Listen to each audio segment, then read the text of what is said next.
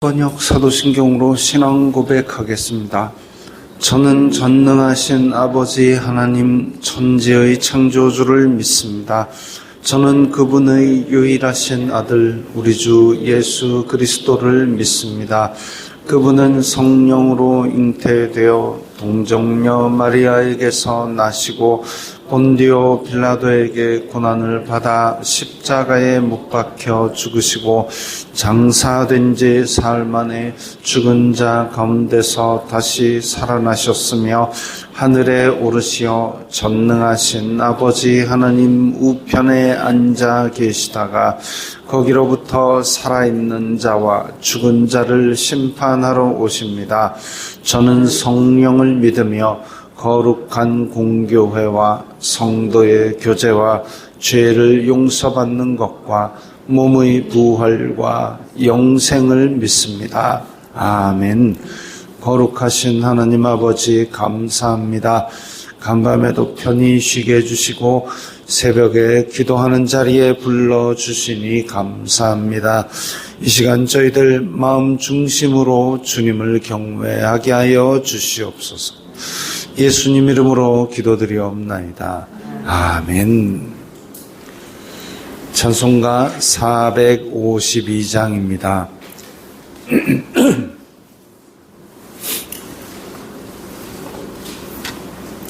찬송가 452장입니다.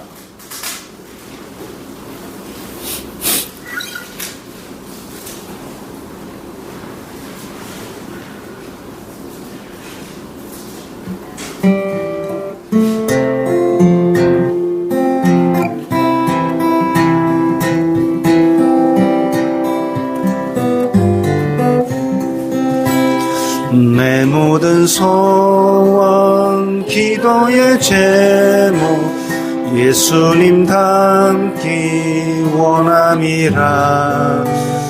예수님 형상 나 입기 위해 세상에 보아 아끼잖네. 예수님 닮기 내가 원하네. 날 구원하신 예수님을 내 마음속에 지금 고도사 주님의 형상 일치소서. 무한한 사랑 풍성한 긍휼 슬픈 자 위로하시는 주. 길 잃은 죄인 부르는 예수 그 형상 닮게 하옵소서. 예수님 닮기 내가 원하네. 날 구원하신 예수님을 내 마음속에 지금 고도사 주님의 형상 인치소서. 겸손한 예수 거룩한 주님 원수의 멸시 잡으시사 우리를 위해 고난을 받은 구주를 닮게 하옵소서. 예수님 닮기 내가 원하네. 날 구원하신 예수님을 내 마음속에 지금 고도사 주님의 형상 인치소서. 오늘 말씀은 마가복음 14장 32절부터 42절까지의 말씀입니다.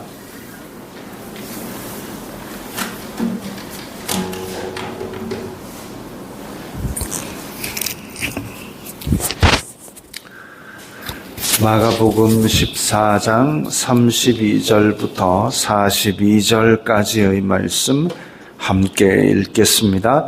그들이 겟세마네라 하는 곳에 이름에 예수님께서 제자들에게 이르시되 내가 기도할 동안에 너희는 여기 앉아 있으라 하시고 베드로와 야고보와 요한을 데리고 가실새 심히 놀라시며 슬퍼하사 말씀하시되 내 마음이 심히 고민하여 죽게 되었으니 너희는 여기 머물러 깨어 있으라 하시고 조금 나아가사 땅에 엎드려 될 수 있는 대로 이때가 자기에게서 지나가기를 구하여 이르시되 아빠 아버지여 아버지께는 모든 것이 가능하오니 이 잔을 내게서 옮기시옵소서.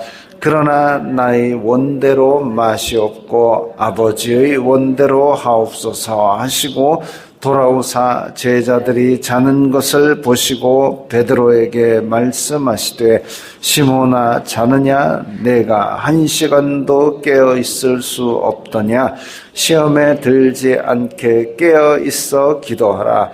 마음에는 원이로되 육신이 약하도다 하시고 다시 나아가 동일한 말씀으로 기도하시고 다시 오사 보신즉 그들이 자니 이는 그들의 눈이 심히 피곤함이라. 그들이 예수님께 무엇으로 대답할 줄을 알지 못하더라.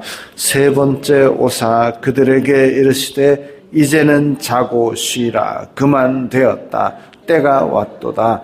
보라 인자가 죄인의 손에 팔리느니라. 일어나라 함께 가자. 보라 나를 파는 자가 가까이 왔느니라. 아멘. 겟세마네라 하는 곳의 이름에 이랬습니다. 예루살렘 성전 동쪽 문으로 나아가서 기드론 골짜기를 넘어가면 이제 벳박에 언덕이 나오는데 그 언덕 지금도 그 예루살렘 성전 동쪽 문 바깥을 보면 산이 있고 그 산에는 묘지가 있습니다. 묘지가 있고 그 근처에 아마 겟세마네라 하는 곳이 있었을 겁니다.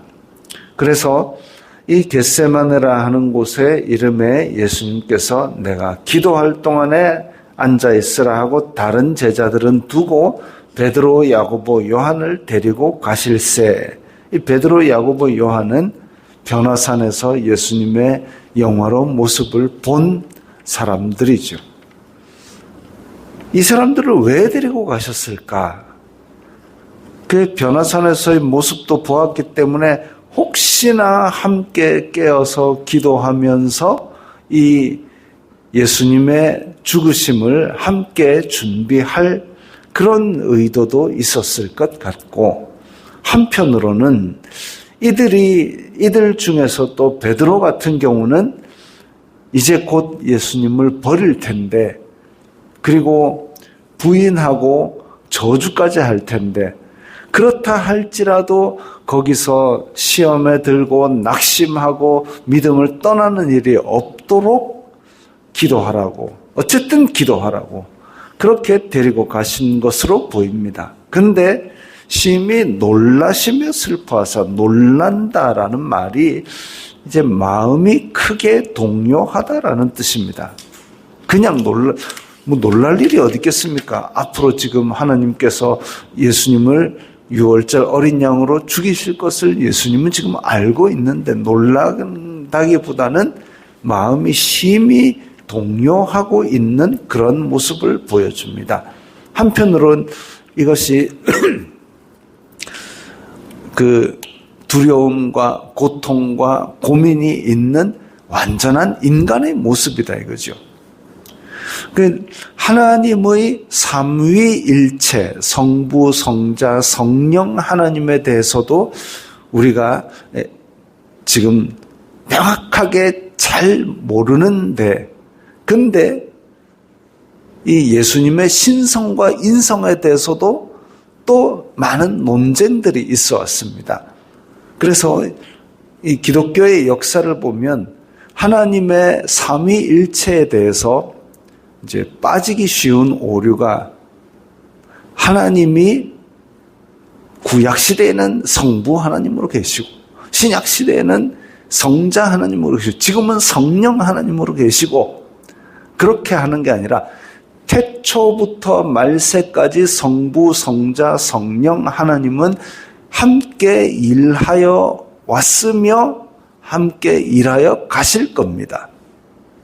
그리고 성부, 성자, 성령 하나님이 어떤 사람들은 지금 성부로 계실 때는 뭐 그렇고 그 다음에 이 땅에 오실 때는 성자 하나님으로 오셨고 그거 아닙니다. 양태론이라 그러는데 그렇게 이야기하던 사람들이 이제 종교회의를 통해서 이단으로 정죄되고 바른 교리를 채택한 것이 지금의 교리입니다. 하나님은 성부, 성자, 성령의 삼위가 계신데 우리는 그 성부, 성자, 성령 하나님을 한 분 하나님으로 섬긴다.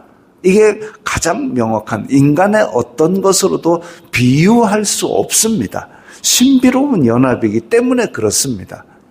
그래서 예수님께서 세례받고 올라오실 때 하나님의 성령이 비둘기같이 임하시고 하늘에서 소리가 있어 이는 내 사랑하는 아들이다. 성부, 성자, 성령 하나님이 동시에 등장을 하고 있습니다. 삼위가 계시는 거죠. 잘못 빠지기 쉬운 오류 중에 하나가 또 단일 신론입니다. 우리는 한 분 하나님인데 라는 아니요, 지금 이렇게 세 위격이 계신다는 걸 우리는 봅니다. 겟세마네 동산에서도 예수님이 누구에게 기도했습니까? 성부 하나님께 기도를 했습니다. 그래서 이 삼위일체 하나님이 함께 사역을 말세까지 쭉 하고 계신다라는 것, 그게 굉장히 우리 인간의 어떤 것으로도 비유할 수 없는 신비로운 연합된 교리라는 것도 우리가 기억해야 되지만 또 한편으로는 예수님께서 이 땅에 오셨을 때는 이 신성이 분리되고 인성만 갖고 오셨다 아니고 또 어떤 영지주의자들은 아니 예수님이 거룩하신 분인데 어떻게 인간의 더러운 모습을 갖고 오셨 아니고 인성과 신성을 동시에 가지고 계셨습니다.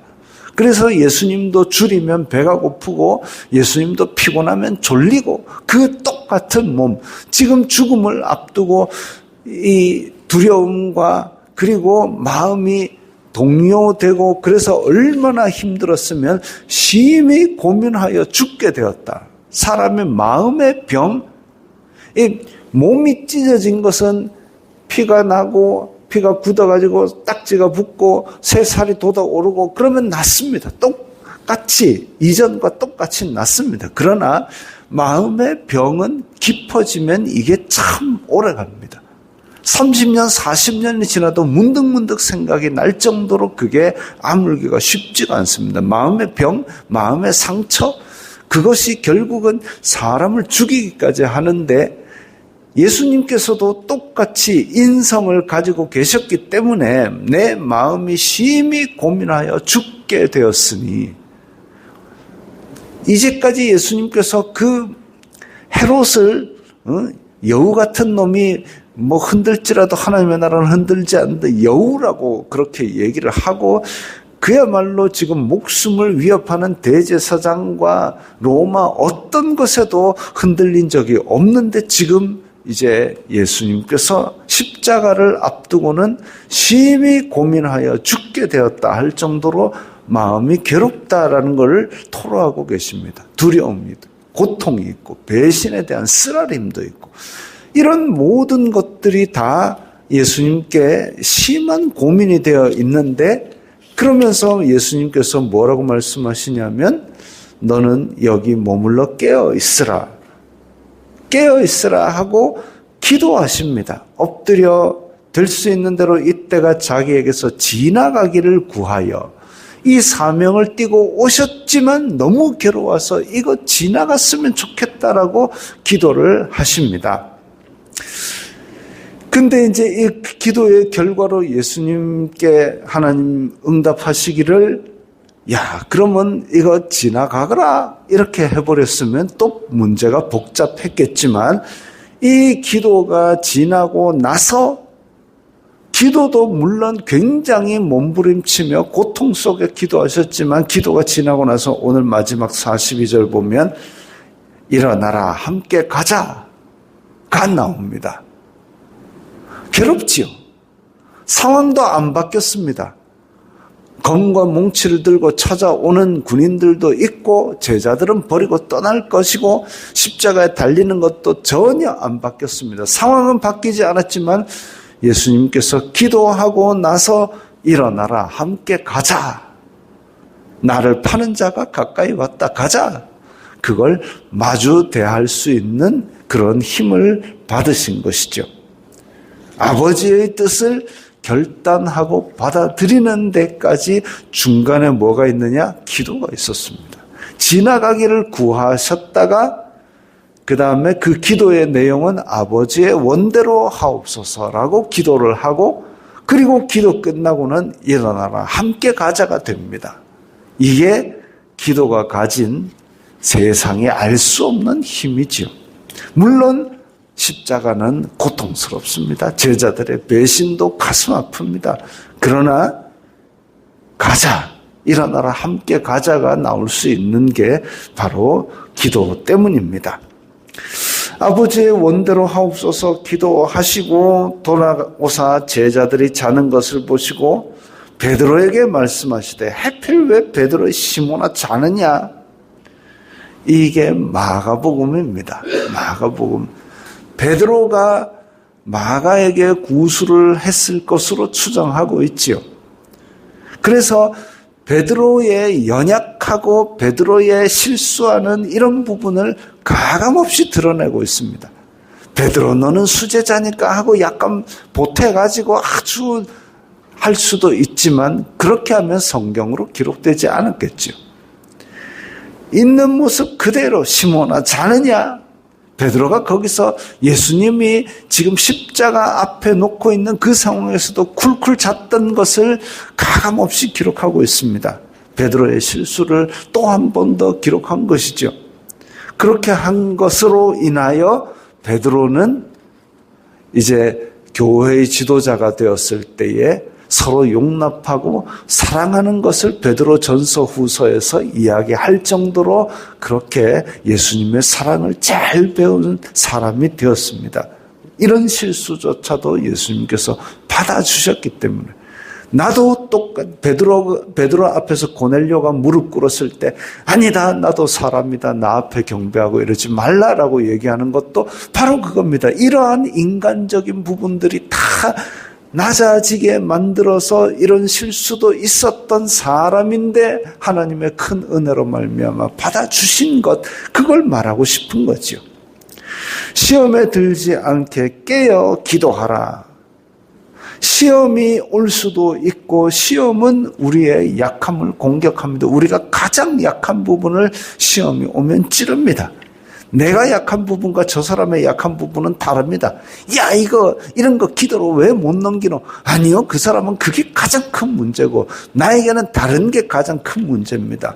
그런 시험이 있을 때에 시험이 들 수도 있습니다. 베드로도 지금 이렇게 실수도 하고 예수님 앞에서 예수님 죽으면 안 됩니다. 야 마귀야 썩 물러가라. 그것도 베드로가 저지른 실수였죠. 또 예수님 저는 예수님과 함께 죽을지언정 안 버립니다 했는데 아니야 너 나 부인할 거야 3번이나 부인할 거야. 또 실수했죠. 시험에 들지 않게 깨어 기도하라 했는데 쿨쿨 잤지요. 그리고 예수님이 잡히실 때에 칼 빼가지고 휘둘렀지요. 진짜 그런 부분들이 있지만 그러나 거기에 빠져서 자빠진 넘어져도 아주 엎드러지는 그 지경까지 안 가려면 기도해야 됩니다. 시험에 들 수 있습니다. 저도 시험에 들 수 있고 저도 넘어질 수 있지만 아주 엎드러지지 않도록 기도하는 거죠. 그리고 서로를 위해서 예수님께서도 베드로를 위해서 내가 그렇게 되지 않도록 내가 기도하였노라 하고 지금도 보좌 우편에서 우리를 위하여 기도하고 계시기 때문에 우리 시험에 들 수 있습니다. 그러나 아주 엎드러지지 않도록 기도하는 것이 필요한 것입니다. 마음은 원이로다 육신이 약하도다. 예수님 우리 약한 거 다 알고 계십니다. 알고 계시니까 우리를 위해서 기도하시는 것이죠. 그래서 그들이 예수님께 무엇으로 대답할지 알지만 입이 10개라도 할 말이 없죠. 대답할 줄을 알지 못하도다. 그리고 기도 마치고 나서 이제는 자고 쉬라. 그만 되었다. 때가 왔도다. 때가 왔도다. 기도하는 것도 때가 있습니다. 훈련 받는 것도 때가 있습니다. 훈련 받을 때가 있고 그 훈련이 쌓여 있을 때에 전쟁이 다가오면 우리는 훈련 받은 대로 나가서 싸울 수 있는 거죠. 기도도 때가 있는 것이고 은혜도 때가 있는 것이고 지금이 은혜 받을 때입니다. 그래서 우리는 지금 이때에 평온할 때에 그야말로 전쟁을 생각하면서 기도하고 말씀 보고 차곡차곡 쌓아놓아서 이것을 습관으로 해두어야 우리가 필요할 때에 시험에 들지 않도록 그렇게 힘을 발휘할 수 있는 것이죠. 예수님께서 잡혀가 순환을 받고 십자가에 달리실 것을 알고 깨달았더라면 제자들도 함께 어쩌든지 눈을 비벼가면서라도 기도를 했을 겁니다. 근데 예수님께서 죽으실 것을 전혀 생각 안 하는 거죠. 예수님 안 버리고 나는 예수님과 함께 죽으러 갈 겁니다 했지만 설마 실제로 죽겠나 이런 생각을 갖고 있으니까 겟세마네 기도하러 올라가서도 또 잤지요.